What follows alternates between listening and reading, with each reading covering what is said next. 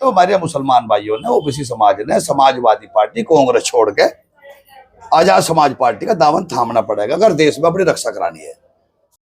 नमस्कार, स्वागत है आप सभी का हिंदुस्तान 24 पर और मैं आप सबके साथ विपिन चौधरी।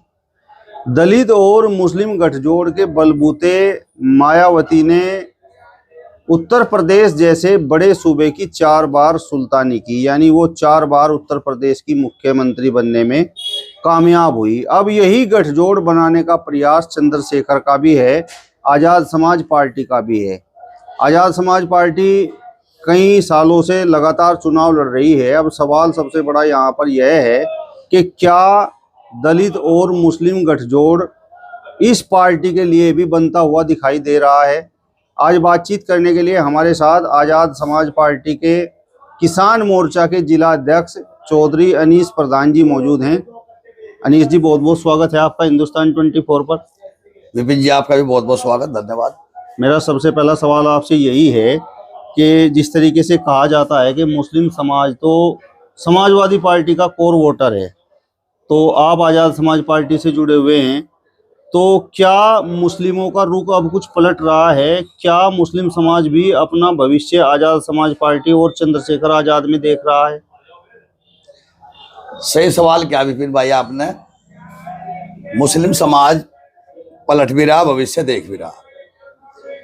और अभी लोकसभा चुनाव नगीना में हम जीत के आए थे, मुस्लिमों ने वहां पर दिखाया भी है, अपना दल बल दिखाया भी है, और उपचुनाव की मीरापुर सीट पे भी दिखाया है।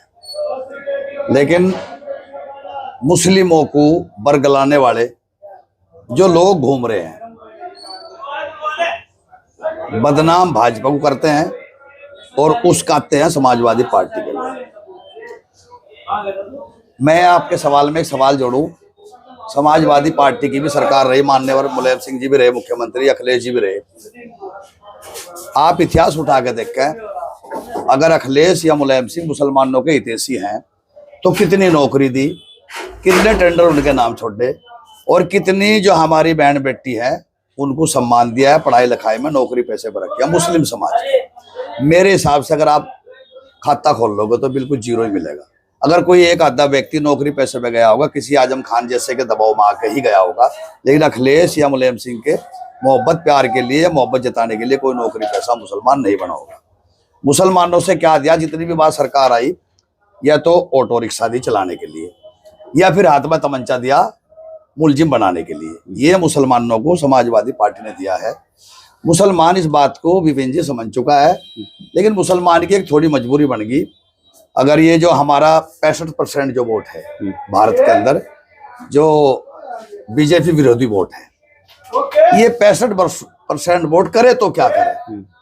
ये जो अपने यहाँ में बिखराव करते हैं, अलग अलग प्रत्याशी लड़ाते हैं, तो उस समय वोटर मजबूर हो जा, कोई अपनी रिश्तेदारी के हिसाब से, कोई क्षेत्र लोकल कैंडिडेट के हिसाब से, तो वो मजबूर हो गया, वोट बिखर जाता है। इसलिए बीजेपी को फायदा मिल जाता है। ना तो बीजेपी किसी मशीन में गड़बड़ मानता, ना मैं बीजेपी को इस तरह गुंडागर्दी मानता।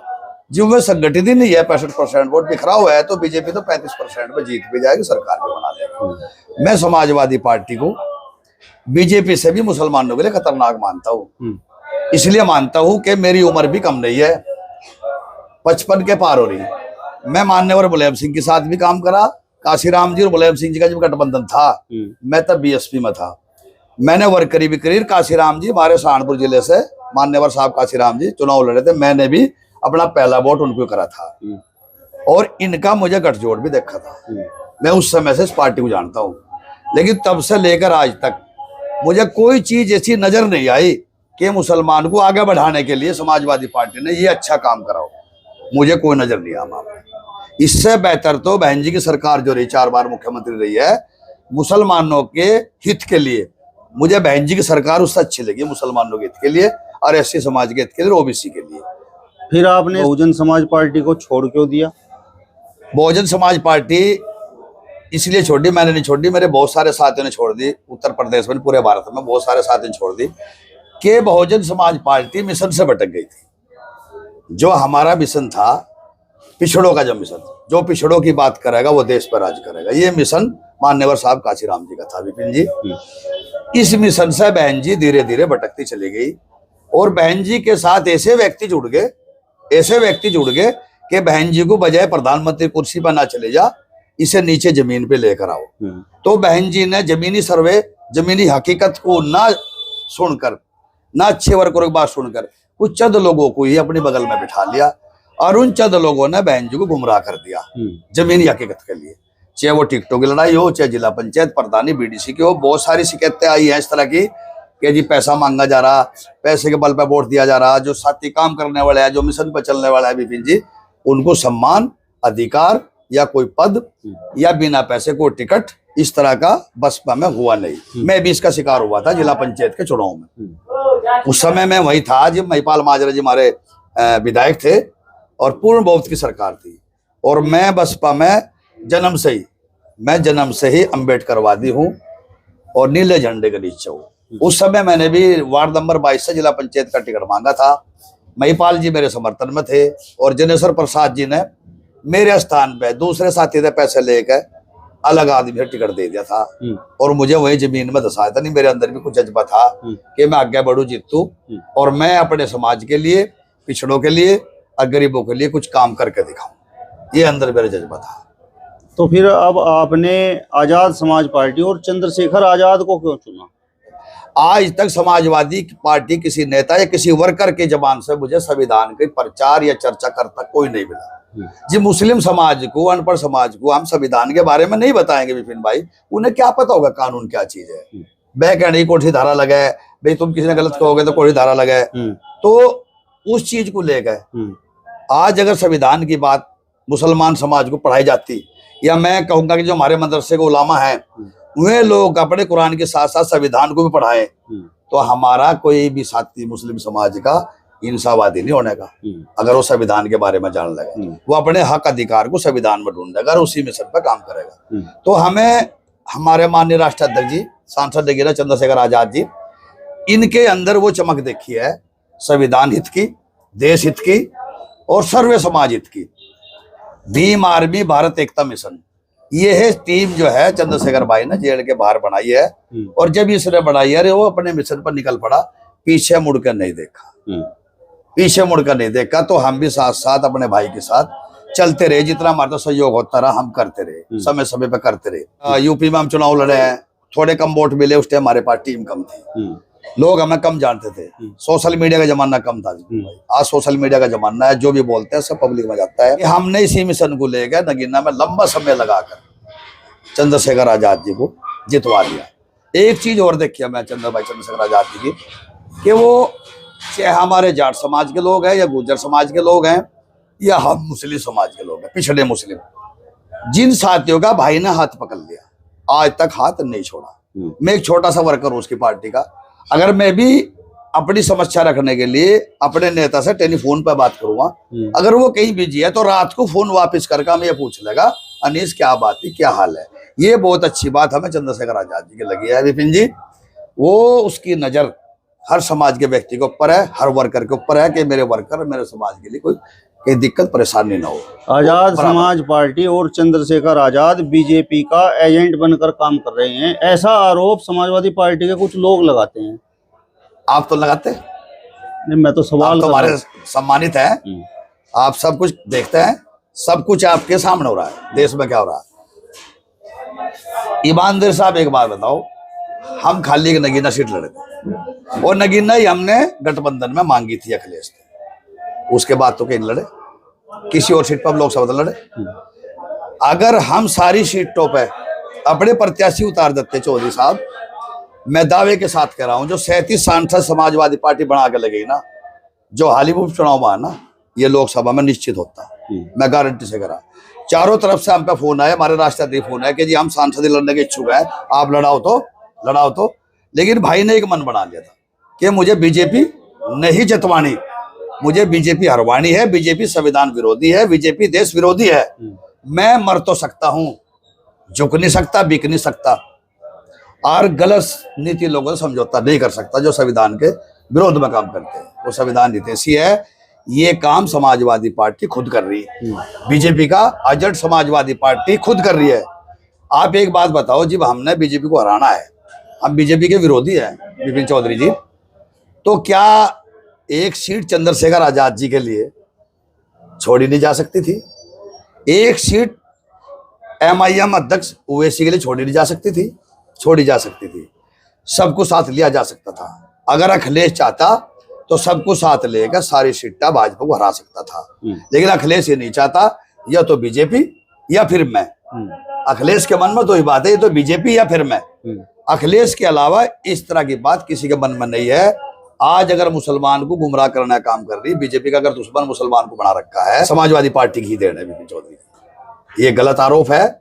इस तरह का कोई आरोप कोई सिद्ध नहीं कर सकता कि हमारे राष्ट्रीय अध्यक्ष चंद्रशेखर आजाद जी बीजेपी के सपोर्टर है। ऐसा कोई साबित नहीं कर सकता जब तक उसमें सांस है और हम में सांस है। हम आपके चैनल के माध्यम से बोलते हैं कि भविष्य में बीजेपी से गठबंधन या समझौता नहीं करेंगे, और उस पार्टी से नहीं करेंगे जो संविधान विरोधी पार्टियां हैं, उनसे समझौता हमारे राष्ट्रीय अध्यक्ष का नहीं होगा।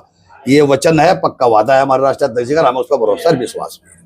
उपचुनाव आपकी पार्टी ने भी लड़ा, लेकिन सब जगह पर हार हुई, एक तरह से पत्ता साफ हो गया। इससे हम अपनी हार नहीं मानते।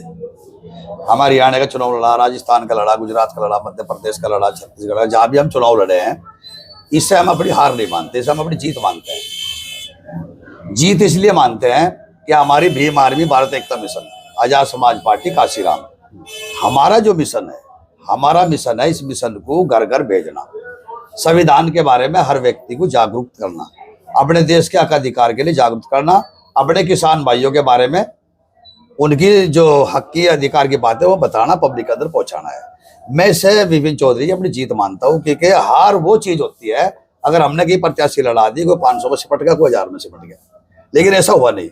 हरियाणा में भी हमारे प्रत्याशियों ने ठीक ठाक वोट लिए, और उपचुनाव में तो 2 सीटों पर हम बराबर भी पहुंच गए थे, उधर की और आपका मीरापुर। और मध्य प्रदेश, महाराष्ट्र में भी हम लगभग एक प्रत्याशी हमारा 2000 वोटों से आ रहा है।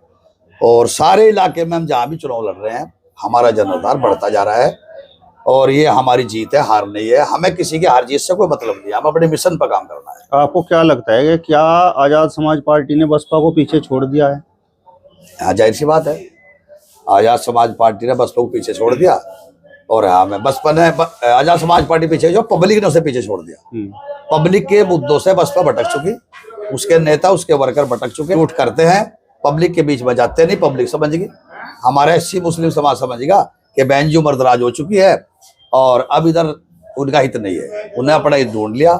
मेरे मुस्लिम समाज ने भी, एससी समाज ने भी, चंद्रशेखर आजाद। मतलब दलित और मुस्लिम गठजोड़ अब आजाद समाज पार्टी के पक्ष में बनता हुआ दिखाई दे रहा है। बहुत जल्दी, क्योंकि जब हम गांव दर गांव जाते हैं चौधरी साहब, दलित मुस्लिम हमारा इतना सम्मान करता है, अगर हमारा रुकने का दिल भी नहीं है तो तब भी हमारी गाड़ी देख के हमें लोग रोक लेते हैं, बिठाते हैं, चाय पिलवाते हैं, एक बोलते हैं कि हमें भी साथ जोड़ लो। अभी 2 साल पहले की हालत मैं आपको बता दूं, 2 साल पहले थोड़ा जनता डरी हुई थी कि भाई कहीं बसपा का और किसी और का न जा, आजाद समाज पार्टी वोट काटने वाली पार्टी ना बन जाए। लेकिन जब से हम ये चुनाव लड़ते आ रहे हैं, उपचुनाव और लोकसभा चुनाव, लोगों ने दिख गया हमारा जनाधार बढ़ता जा रहा और बसपा घटता जा रहा। आजाद समाज पार्टी से जुड़े हुए लोग कहते हैं कि चंद्रशेखर आजाद मुख्यमंत्री बनेंगे, देश के प्रधानमंत्री बनेंगे, तो आपको नहीं लगता कि ये थोड़ी सी जल्दबाजी है? नहीं, जल्दबाजी तो नहीं है, बात लोग सही करें। इसके साथ मैंने एक बात और भी कही थी कि 65% वोट इसी भारत के अंदर बीजेपी के विरोध में है। उस 65% वोट में से मजबूरी में कुछ साथी कांग्रेस को वोट करता है, कुछ साथी समाजवादी को वोट करता है, कुछ साथी ओवैसी को वोट करता है, और कुछ हमें वोट करता है। उस 65% वोट को हम एकजुट जल्दी इकट्ठा कर लेंगे, पूरी तैयारी चल रही है। जिस दिन ये 65% वोट एक साथ इकट्ठा होगा, और हमारे राष्ट्रीय अध्यक्ष चंद्रशेखर आजाद जी का जो एससी समाज जो है वो इकट्ठा कई सीटों पर लगभग हो चुका है, और वह जो पढ़े लिखे लोग हैं वो समझ चुके हैं कि चंद्रशेखर आजाद ही हमारा भविष्य है। तो ये परिवर्तन लाने में देरी भी नहीं होगी विपिन चौधरी जी, एकदम परिवर्तन आएगा। जिस तरह के अगर मान लिया एससी समाज हमारे इकट्ठा होगा, एक प्लेटफॉर्म पर आ गया, तो मुस्लिम समाज तो अपना हित ढूंढने की तैयारी कर रहा, अपने नेता की तैयारी कर रहा। मुस्लिम समाज तो कांग्रेस से भी मन भर चुका, समाजवादी की सारी नीतियों का हर एक व्यक्ति ने पता है, उसकी मजबूरी बन जा भाजपा के खिलाफ समाजवादी पार्टी को वोट गिरना। खुशी में कोई वोट नहीं डालता, ये आप सर्वोच्च गांव दर गांव जाके कर लियो। अब चंद्रशेखर आजाद जी मुसलमानों की आवाज उठा रहे, CNRC का मुद्दा उठाया, जितने भी मस्जिदों में मंदिर बेचारे खोजे जा रहे उनकी आवाज चंद्रशेखर जी उठा रहे हैं, उनके अलावा कोई नहीं बोल रहा। अखिलेश सिर्फ एक काम करता है, मुसलमानों थोड़ा सहारा देकर भड़काता है। दंगों से फायदा किसा होगा? बीजेपी का तो 35% वोट है, वो ना भी दंगा करो, वो तो उसका है, उसी पर सरकार बन रही। बीजेपी ने तो 65% में बिखराव करना, ना कि दंगा करवाना, बिखराव करवाना, वो बिखराव करवा रही, इस बात को खरी उतर रही। दंगों से अगर फायदा होगा तो समाजवादी पार्टी को ही होगा, कि ताकि लोग छिट पिट के मुसलमान भाई और साथियां नहीं कहे भाई अखिलेश ठीक है, बीजेपी तो खराब है। तो ये जो गुमराह लोगों को करा जा रहा है, तो हमारे मुसलमान भाइयों ने, ओबीसी समाज ने समाजवादी पार्टी कांग्रेस छोड़ के आजाद समाज पार्टी का दामन थामना पड़ेगा अगर देश में अपनी रक्षा करानी है। चलिए, तो आजाद समाज पार्टी के किसान मोर्चा के जिला अध्यक्ष चौधरी अनीस प्रधान जी को आपने सुना। फिलहाल इस वीडियो में बस इतना ही। अगली वीडियो में फिर आपसे मुलाकात होगी, तब तक बने रहिए हिंदुस्तान 24 के साथ। नमस्कार।